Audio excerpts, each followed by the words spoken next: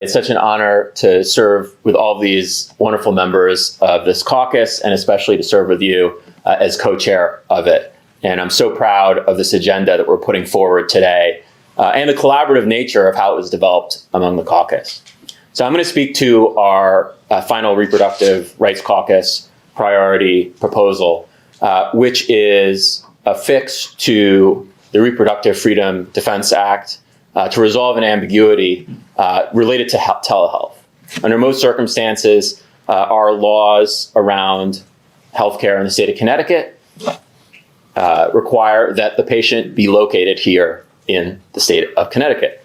But in the case of telehealth, the provider has no way to verify for sure that that the patient is here in the state of Connecticut, because they may just see the wall behind the individual, regardless of what information they're seeking from that person. And so what we want to make sure, as the interstate and national conversation on this develops, is that our providers are protected as they provide telehealth care that is legal here in the state of Connecticut. And so our final proposal would resolve that ambiguity to make sure that it's very clear in our law that those providers are protected under the Reproductive Freedom Defense Act, our SHIELD law, regardless of the location of the patient, so long as they are otherwise providing healthcare that is legal here in the state of Connecticut through telehealth.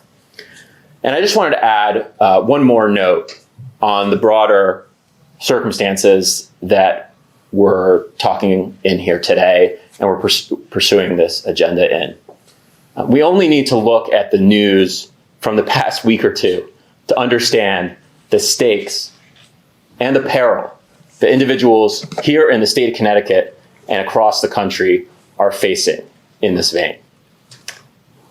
Just this past week, we learned that the likely presidential nominee on the Republican side has indicated privately that he supports a national abortion ban, which again would overwhelm and preempt whatever we do here in the state of Connecticut. Just this past week, the Alabama Supreme Court declared IVF constitutionally illegal in the state.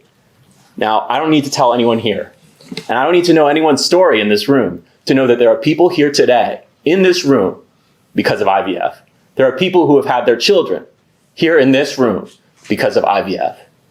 And so make no mistake about the extremism that we're seeing across the country.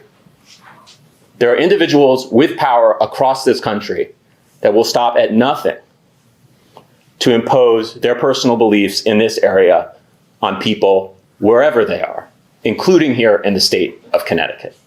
And so we need to keep this in mind as a General Assembly, as public officials, as members of the Reproductive Rights Caucus, as we pursue legislation and our agenda this session. We're going to continue to fight tirelessly to ensure that every person here in the state of Connecticut can obtain the reproductive health care and the full spectrum of reproductive health care that they need and deserve. And so I'd like to thank everyone who's here today, everyone who's going to work with us in the session to come to make sure that that happens. Thank you very much.